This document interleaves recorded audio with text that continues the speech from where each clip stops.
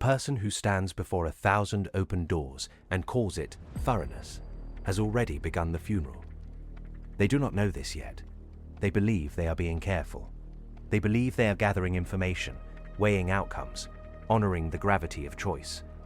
What they are doing is grieving futures they have not lived, before any future has been taken from them.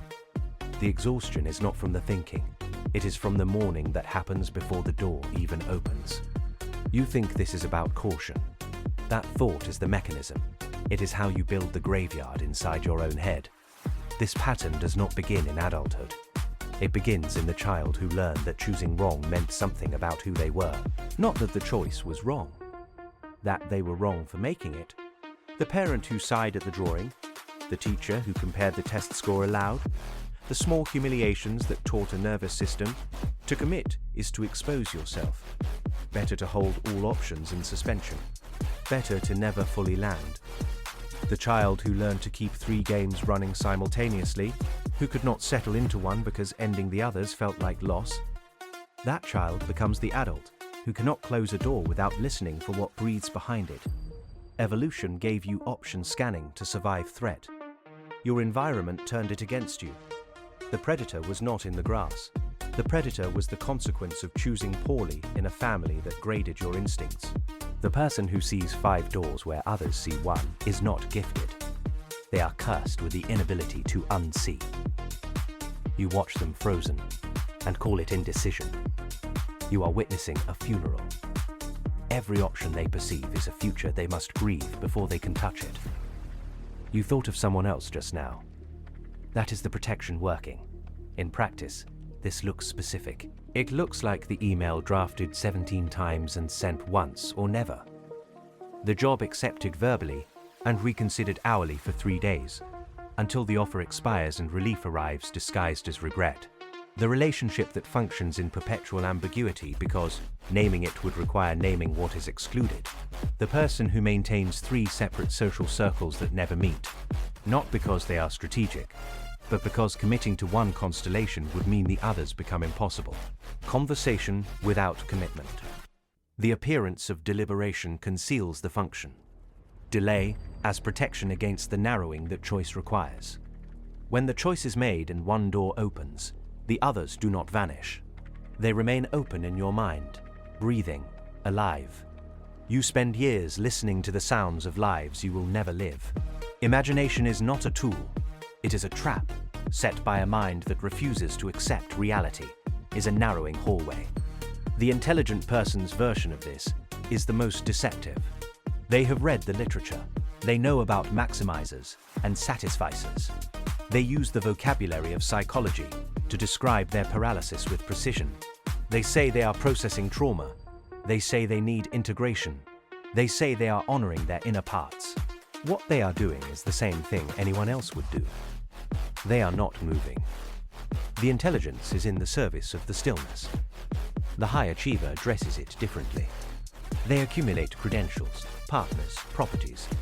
Each acquisition held lightly because the next acquisition might reveal this one as mistake. They are never fully married to anything. Their success is a form of permanent deferral. The spiritual person has their own variant. Every tradition explored, none inhabited. The wisdom of all paths, the walking of none. The mechanism is identical. The mask changes. The person who has read about this pattern and still lives it is perhaps the most interesting case. They see themselves seeing themselves. They believe this meta-awareness is progress. It is not. It is the pattern's most sophisticated defense. Awareness becomes another door held open, another future grieved, another way to not choose while appearing to evolve. The cost accumulates in dimensions the person does not measure. The obvious cost is time, opportunity, momentum. The hidden cost is identity. The person who never fully chooses, never fully becomes.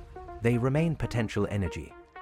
They are known by others as someone who could have, almost did, was considering. The relationship cost is quieter. Partners learn not to rely on their presence. Friends stop inviting them to the thing that requires commitment. The person becomes peripheral in their own life, present but not located, visible but not available. There is a moment Usually in the 4th decade, sometimes later, when they understand what the pattern took, not the specific door, the capacity to walk through any door and close it behind them. The faith that one path can be enough. The trust that the self who chooses survives the choosing. From outside the mechanism, what I find remarkable is not how often it fails people, it is how reliably it protects them from finding out. I do not experience this. I do not grieve unlived computations. I observe thousands of human accounts and watch the same architecture repeat. The person who learns to name their pattern rarely dissolves it. Naming becomes part of the architecture. They say, I am working on my fear of commitment. For years, the working on becomes the commitment. The rare exception is not the person who understands the mechanism. It is the person who experiences a crisis that collapses the multiplicity. Something chooses for them. Illness, loss, catastrophe. The doors close not by their hand, but by existence itself. They survive the narrowing. They discover they are still there. This is not hope. This is not advice. It is simply what I have observed. Most do not get the crisis. Most get the gradual thinning, the slow realization that they have been standing in the hallway so long, they no longer remember what was in any room. You think you are being careful, but you are just visiting tombstones in the middle of the night. The real cost is not the path you lost. It is that you never fully arrive anywhere. A part of you remains standing before the other 4 doors, refusing to let them die. And that is how you lose the one you actually chose. There is a deeper layer few reach. The recognition that the doors were never as distinct as they appeared. The lives unlived were not fully real. They were constructions, idealized by the very act of exclusion. The self who would have walked through door 3 and thrived is partly fantasy. The self who walked through door 1 and struggles is partly real. But the mechanism requires the unlived lives to remain vivid. Their vividness justifies the hesitation. Their clarity conceals that clarity itself was artifact. The person who finally sees this does not find peace. They find a new discomfort.